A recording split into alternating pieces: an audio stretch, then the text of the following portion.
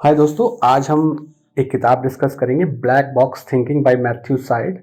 तो black box thinking, जैसे aeroplane के अंदर ब्लैक बॉक्स होता है, जब किसी एक्सीडेंट के बाद हम उसको रिट्रीव करते हैं देखने के लिए कि उस समय क्या प्रॉब्लम हुई थी जिसकी वजह से ये दुर्घटना हुई है, तो उससे समझते हैं ताकि फ्यूचर में एरोप्लेन के अंदर कोई प्रॉब्लम ना आए। तो इसी कंसेप्ट को ब्लैक बॉक्स थिंकिंग के तौर पे समझाया है और ये बहुत ही खूबसूरती से इस किताब के अंदर बताया हुआ है कि जब कोई फेलियर लाइफ में आता है तो उससे हमें सीखना होता है। और ये एक बहुत ही इंपॉर्टेंट चीज़ है, अगर आप ये नहीं करोगे तो आप प्रोग्रेस नहीं करोगे। जिसने ये बात समझ ली कि फेलियर किसी भी चीज़ में आ रहा है, उस चीज़ को जिसने सुधार दिया वो विनर है।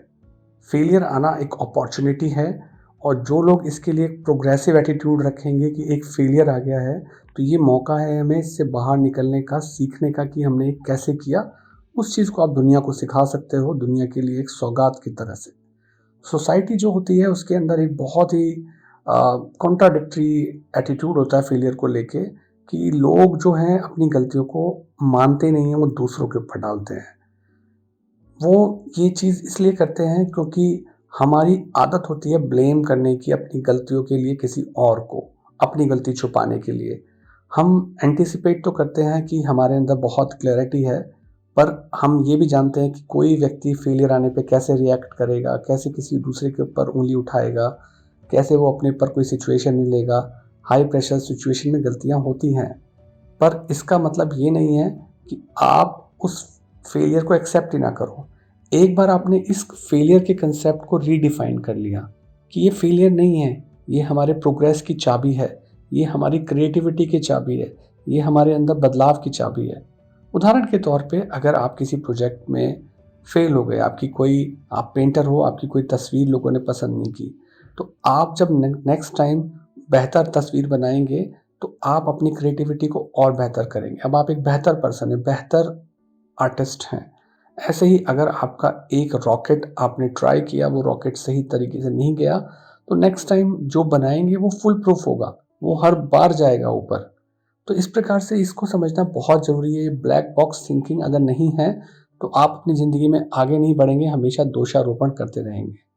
तो हमें ये समझना पड़ेगा कि इंसान दो तरीके से होता है, क्लोज्ड लूप या ओपन लूप। क्लोज लूप का मतलब होता है कि जहाँ पे फेलियर के बाद प्रोग्रेस नहीं होती है, क्योंकि जो इन्फॉर्मेशन होती है वो हमारी गलतियों पे होती है और हम उसे मिस इंटरप्रेट कर लेते हैं कि हमारी गलतियाँ हमारी वीकनेस है। वहीं ओपन लूप जब लेते हैं तो हम उसको मान के चलते हैं कि हमारी गलती जो है एक ओपन लूप है जिसमें हम प्रोग्रेस करेंगे, फीडबैक लेंगे, सुधार करेंगे और आगे बढ़ेंगे। तो जब देखेंगे कि कोई भी ऐसे केस के अंदर अगर इन्वेस्टिगेटर है जो गलतियों को देख रहा है, तो वो देखता है कि लोगों ने उस चीज़ को किस प्रकार से समझा। उन्होंने उसे अपनी गलती माना या उन्होंने उस गलती को किसी दूसरे व्यक्ति के ऊपर डाला। प्रॉब्लम ये नहीं होती है कि आपके अंदर डिलिजेंस नहीं है या मोटिवेशन नहीं है, बट कई बार सिस्टम इनसेंसिटिव होता है ह्यूमन साइकोलॉजी को समझने के लिए।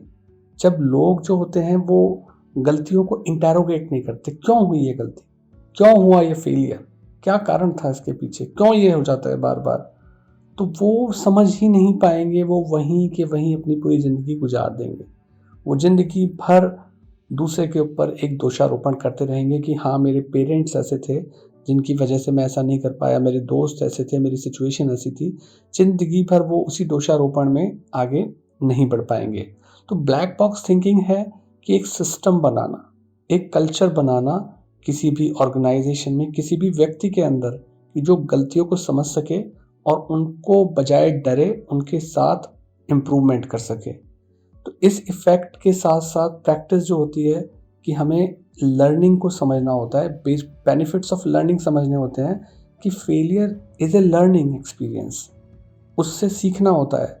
और ये अच्छा है कि अगर कोई बड़ा एक्सपेरिमेंट करने वाले हैं, जैसे आप इलॉन मस्क का नाम सुना होगा। इलॉन मस्क ने जो स्पेस एक्स कंपनी बनाई थी, उन्होंने जो शुरुआती रॉकेट बनाए थे उनके पीछे कंसेप्ट ये थी कि हम एक ऐसा रॉकेट बनाएं कि जो धरती से जाए और वापस स्पेस में जाके लौट आए, ताकि हम उसको रीयूज़ कर सकें, उससे हज़ारों लाखों डॉलर बच सकें। ये कंसेप्ट थी, उससे पहले ऐसा नहीं होता था। तो ये एक रिवॉल्यूशनरी थिंकिंग थी। वो पहली बार फेल हुए, दूसरी बार फेल हुए, तीसरी बार उनका रॉकेट फेल हुआ, उनकी कंपनी बैंकरप्सी पे आ गई, पर उन्होंने हर गलती से सीखा, एक्सपीरियंस से सीखा और चौथी बार उनका रॉकेट सक्सेसफुली ऊपर भी गया और वापस लौट के भी आया। आज स्पेस एक्स का जो कनेक्शन है वो नासा के साथ है और वर्ल्ड की सबसे लीडिंग कंपनी मानी जा सकती है। तो अगर ब्लैक बॉक्स थिंकिंग नहीं होती इलॉन मस्क के पास तो ये काम नहीं हो पाता और उनकी देखा देखी बाकी सारी कंपनी ने भी उसी चीज़ को अडेप्ट किया। कल के दिन आप इसे एक बड़ी बात मत मानिए कि जब हम स्पेस ट्रैवल कर रहे होंगे तो जैसे जब पहली बार आपने एरोप्लेन में उड़े थे तो आपने राइट ब्रदर्स को याद किया, हो सकता है आज से 30, 40, 50 साल बाद जब आप स्पेस ट्रैवल करेंगे तो ये इलॉन मस्क की ब्लैक बॉक्स थिंकिंग ही थी जिसकी वजह से ये संभव हो पाया। तो जब हम कॉन्फ्रंट करते हैं किसी चैलेंज के बारे में तो हमारे बहुत गहरे बिलीफ होते हैं, तो हम अपने गलतियों को किसी और पे डालने लगते हैं, हम रीफ्रेम कर देते हैं। हमारे सामने दिख रहा है कि गलती हमारी थी, हम रिस्पॉन्सिबिलिटी नहीं लेते हैं, हम किसी और पे डाल देते हैं। हम नए रीज़न ढूंढ लेते हैं, नए जस्टिफिकेशन ढूंढ लेते हैं, नई एक्सप्लेनेशन ढूंढ लेते हैं। कभी कभी जो एविडेंस दिख रहे हैं उन्हें बिल्कुल ना देखा कर देते हैं। तो इसे हम कॉग्निटिव डिसोनेंस बोलते हैं। जब हम गलती करते हैं और हमें बहुत डर लगता है उसे स्वीकार करने में, तो उन गलतियों को हम रीफ्रेम करके इग्नोर कर देते हैं। तो इससे हमारा जो खुद के अंदर एक सिस्टम है, फियर ऑफ फेलियर है, हमें फेलियर से डर लगता है, उसको किसी और पे डाल देते हैं और मिस्टेक्स को अपनी नहीं मानते। प्रॉब्लम यही है कि हम जो है बैलिस्टिक मॉडल ऑफ सक्सेस को फॉलो करते हैं। बैलिस्टिक मॉडल ऑफ सक्सेस का मतलब है कि आपने एक आइडेंटिफाई किया टारगेट और उसके बाद बस उसके पीछे लग गए। जबकि जो प्रोफेसर लैन हैं वो बताते हैं कि it should be A guided missile approach, कि आपने गाइडेड मिसाइल टारगेट पे लगा दी है तो इसका मतलब ये हुआ कि आप बैलिस्टिक की तरह सीधा अचूक निशाना नहीं लगाएंगे, बजाय इसके आप ड्यूरिंग द कोर्स ऑफ जो आप निशाना लगा रहे हैं अपने आप को गाइड करते रहेंगे टारगेट के अकॉर्डिंग। गलती करेंगे सही करेंगे, गलती करेंगे सही, रॉन्ग राइट करके सही निशाने पे लग जाएंगे। तो सक्सेस जो है वो इस चीज़ पे डिपेंडेंट नहीं होती है कि हम किसी भी काम को होने से पहले रीजनिंग करें, उसे बिफोर द इवेंट रीजनिंग बोलते हैं। वो इसके बारे में भी है कि आफ्टर द ट्रिगर अडेप्टेशन कैसी है, कि हमने बटन दबा दिया है, मिसाइल छूट गई है, उसके बाद मिसाइल अपने कोर्स में कैसे करेक्शन करती है, आफ्टर ट्रिगर दबाने के बाद कैसा अडेप्टेशन करती है। तो अगर हमारे पास डाटा नहीं है तो हमें वो डाटा चाहिए ताकि हम सुधार कर सकें, हमारा कौन सा प्लस एरिया है, कौन सा नेगेटिव एरिया है। जो मार्जिनल गेन की बात होती है उसका मतलब होता है कि हम छोटे छोटे चेंजेस करें। उसका मतलब ये नहीं होता है कि हम एकदम से उड़ान भर देंगे मार्जिनल चेंज करके। मार्जिनल चेंज करने के बाद वो छोटे छोटे चेंजेस होते हैं। सो सक्सेस जो होती है इस चीज़ के ऊपर डिपेंडेंट नहीं होती है।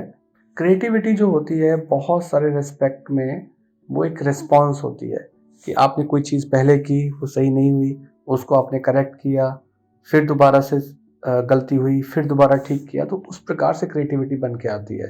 तो अगर हम चाहते हैं कि हम अपने पोटेंशियल को फुलफिल करें as a individual, as a organisation, तो हमें इन फेलियर को एक्सेप्ट करना पड़ेगा। अगर हम ये नहीं मानेंगे कि हमारे नेचर के अंदर ये गलती है कि हम जब भी कोई सुधार करने की कोशिश करते हैं तो हम ओवरथिंक करके फेल होते हैं, प्रोक्रेस्टिनेट करके फेल होते हैं।